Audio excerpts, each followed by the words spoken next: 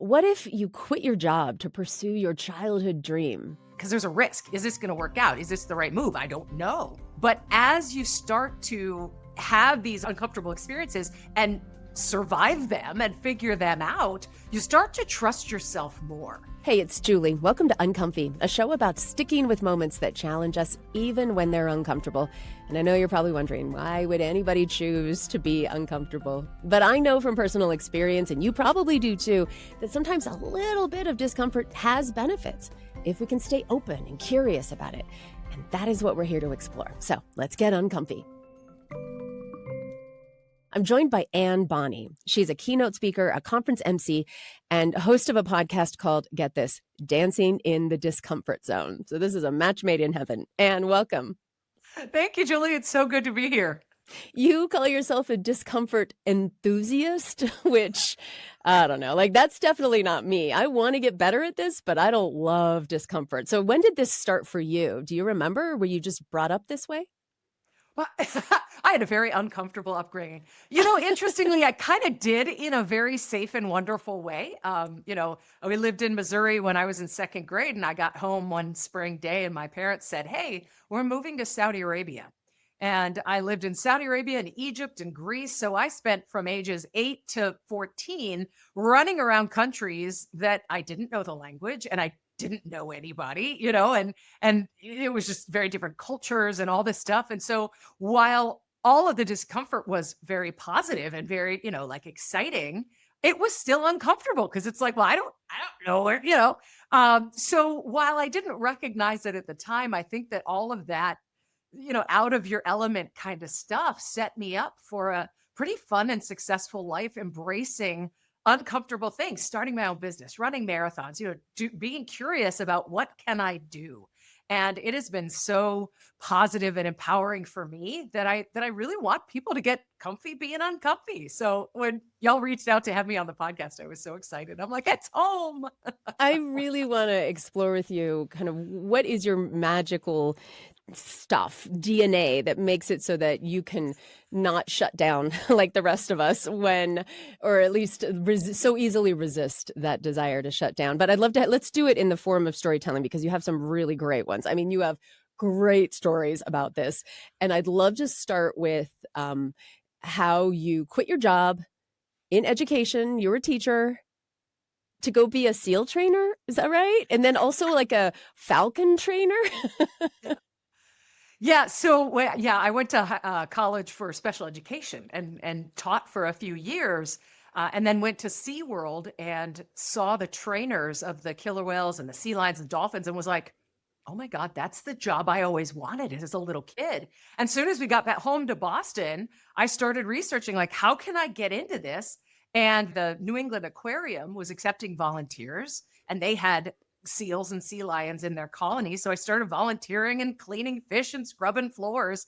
And after about 8 months of that, a trainer job came open. And I had been so interested and so curious and so willing to work hard and pay my dues that they were like, you want a job? And I was like, yes. And I had made it no secret that I was interested in working there, but it just worked out so beautifully. And, were you you were already into your career in teaching? You'd gone to college. That pivot is pretty dramatic. Was there a lot on the line for you? Well, that's what my parents said too. They're like, you're going to do what?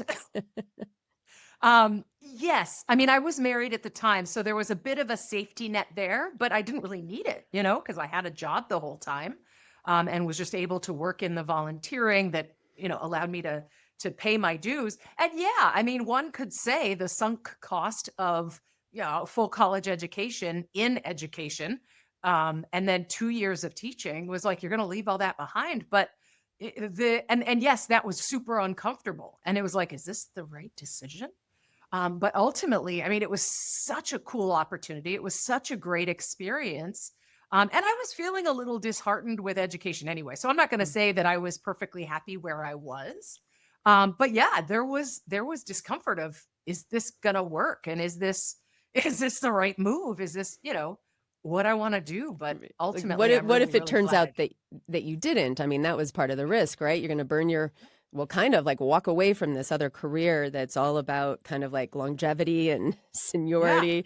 And Well, and one of the interesting things that I found out as I was researching, can I do this, was the degree that I had in psychology and special education was exactly what I needed to be a trainer. I didn't need the biology. I didn't need the, any of that because we've got people at the aquarium to deal with that. I needed the training and the learning theory, which I had. So interestingly, my degree did help me. oh, please don't tell me that training seals is the same as training children. I'm not going to tell you it's not. Hey, tell me, your kids work for M&Ms, the seals work for fish. It's not that different. Oh, that is remarkable. So, okay, so that worked out for you. And was that then just the like, well, that wasn't so bad. What else can I do that's uncomfortable? Do these experiences kind of build on themselves in your experience? Yes, and it wasn't intentional at the time. I didn't quite recognize and hadn't studied the value of discomfort and embracing it and seeking it out until, 5 or 6 years ago. But it did build on itself because challenges and risks, because that's why these things are uncomfortable, right? Because there's a risk. Is this going to work out? Is this the right move? I don't know. And that's the big question. But as you start to have these uncomfortable experiences and survive them and figure them out, you start to trust yourself more. And you start to be able to talk to that voice of doubt in your head that's saying, whoa, whoa, this will not work. Whoa, whoa. And sometimes it's not even the voice of doubt in your head. Sometimes it's the voice of doubt from your mom or your spouse or your friends. And you start to be able to say, yeah, you know what? I think this is the right move. I'm gonna give this a shot. That voice exists for a reason, though, for an important Sure. reason, evolutionarily, to keep us safe. It's true. So how have you learned to discern between when the moments when you need to listen and the moments when you can say, take a seat. We're going to go for Right. this. I think it starts with the recognition that that voice of doubt is there to keep you alive, which is super awesome, but it is 100% risk averse. Hmm. It is there to keep you alive, not to keep you happy, not to keep you growing and learning and thriving. It's just there to keep you out of danger of dying, right? And so that first recognition helps you when you hear that voice of doubt to say, okay, cool, it's a speed bump. I want to listen and say, okay, is this something I want to listen to? Is there a bus coming? Yes, move out of the way. Don't do that thing you were going to do. But is this a career move that is a legit career move that could change your life for the better? Ah, okay. I'm making smart moves. I'm thinking about it.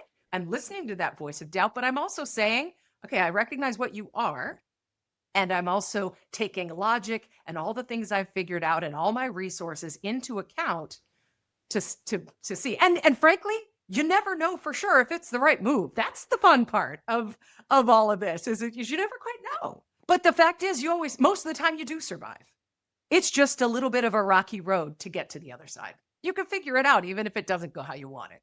You've actually pushed yourself physically quite a bit in different aspects of your life. Marathoning, what is the goal to do a marathon on every single continent? Yeah, I What's finished that goal last fall. So I can now say I have officially run a marathon on every continent. Can you tell us a story about having to push through some discomfort? I mean, I imagine every marathon is like that. Is there one that stands out? Well, in fact, the most recent one, just last fall, I did my last two, Australia and Asia. I did it bookending on a 3-week vacation over in Australia and Asia. And my flight to Sydney to go do the Australia marathon was delayed and I missed my connection and yada, yada, traveling all night. Da, da, da. I didn't end up getting to Sydney until 8 hours before the starting gun. I walked into my Airbnb at 10 p.m. and the race started at 6 a.m. the next morning. So when my alarm went off at 4:30 in the morning, that voice of doubt was really loud. And I've done 30 marathons and 4 ultra marathons and 2 Ironmans. Like, so I've done this stuff. And the voice of doubt in my head was going, there's no way that you're going to be able to go out and run 26 miles today. Like and the voice of doubt in your head knows everything, right? It starts listing off all the things, all the reasons. Nutrition's been bad, hydration's been bad, you haven't moved, you've been on flights, you haven't slept, and it made a lot of sense. And what I really wanted to do was stay in that bed and say, let's not take this risk. This is stupid. I can't do it. And finally, what I did was I said to myself, Anne, just start. Just start the race. Go out there and try. If the wheels fall off at mile 2, at mile 4, at mile 10, at mile 18, get in an Uber, come back and go to bed. But just start and see what happens. And I finished. I had a great day. I followed my race plan. I hit my time that I mean, literally, it was a 7-hour time limit for the race. I did like 6:15, which is a longer marathon than most of the ones I've done. But heck, I'm 6:59 would have been a win for me at that point. I didn't care. I finished. So I followed my race plan. I hydrated. I went into a lot of porta potties, but I didn't bonk it. I spent the next 2 days sleeping, but it worked. So what do you take away from that about when to, what it takes to stay uncomfortable successfully? Well, I mean, it's assessing the situation and again saying, okay, this voice of doubt, should I listen to this right now? Mhm. Because if my health had seriously been in danger, I would not have gone out and done it. There might have been some logic there. But once I thought about it, I was like, look, everything you can always shift and pivot. That's why I call it dancing in the discomfort zone. It's not like a walk through the discomfort zone. You do a little sidestep here and a sidestep there. And, things aren't going the way you thought. So you go with a different plan.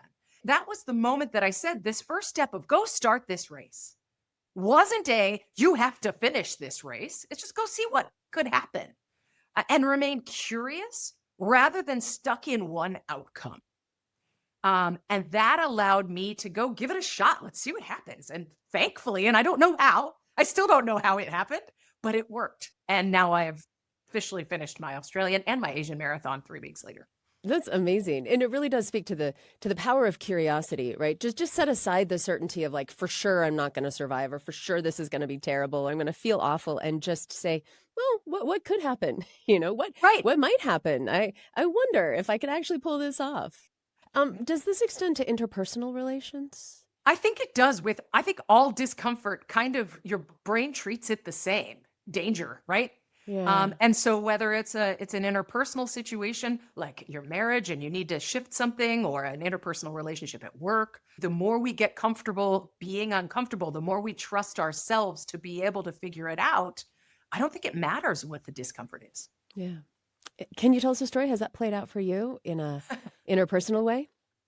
Yeah, and this was before all the marathon business. After I worked at the New England Aquarium, I moved to Arizona and worked at the Arizona Sonora Desert Museum. And at both places, I needed to manage a bunch of volunteers. And most of the volunteers were retired, professional, successful people who were used to being the boss. And there was one volunteer that I did not get along with. And you understand that sometimes you just don't have to get along with people, but there wasn't a mutual respect there. She didn't respect me, I didn't respect her. And there was, it wasn't good. And I was really uncomfortable. And I talked to my boss at one point, like, hey, can we just get rid of her? Can we just fire this person? Because this isn't working. Because and I was taking a very victim approach to it, looking back on it, going, oh, she doesn't respect me, blah, blah, blah, blah, blah. And Sue, my boss, was like, why don't you just go take her out to coffee and just try to find some common ground, see what you could do, because she's a very valuable volunteer. So we kind of need to figure this out. And so we ended up going to lunch, and I was a pain the whole time to myself. And it ended up that once we got away from the roles and we actually talked to each other and learned about each other, and I learned about her, we found some common ground and some just, and I don't think we would ever like invite each other to the 4th of July party. But we were able to work together. And it was an uncomfortable conversation, but it was well worth it because she ended up being a very valuable member of the team. So was that lunch, hey, we're not getting along, let's hash it out? Or was it just about, hey, let's get to know each other? Like, what worked about that lunch, do you think? Uh, I think because I spoke my intentions up front, I said, Annie, interestingly, we have the same name. We need to work together. And I think we need to get to know each other a little as people so that we can work together, because we both knew that we were not getting along. And so I think entering into that, I'd sort of the extension of the olive branch, saying, here's what I'd like to do. Here are my intentions. What do you think? Let's go do this. And fortunately, she was all in. She goes, yeah, I think that would be a valuable thing for us to do. So fortunately, she was ready to jump on the dance floor with me, and it worked out really, and that helped. The willingness to have that tough conversation, and there wasn't anything really to hash out. We just kind of were like oil and water. But once we found that commonality, we were able to find a mutual respect. And I think I was a young whippersnapper. So, I think I thought I knew everything. And I needed to kind of be like, okay, who are you as a person? Let me find that. But again, that was just uncomfortable because I had to put my ego aside, saying, I'm the boss here. I'm the trainer. I'm the one who gets paid to be here, and I need to kind of set that aside, which oftentimes that ego calming part of emotional intelligence can be a real challenge. So it was a great exercise for me, and it worked really well. Yeah, I appreciate you sharing that, Anne. Thank you. You get up on stages all around the world now and get on your podcast and encourage people to get uncomfortable. What's your pitch when people say, "Yeah, I'm fine. I'm I'm good. fine in my corner. Yeah. Please don't make me dance."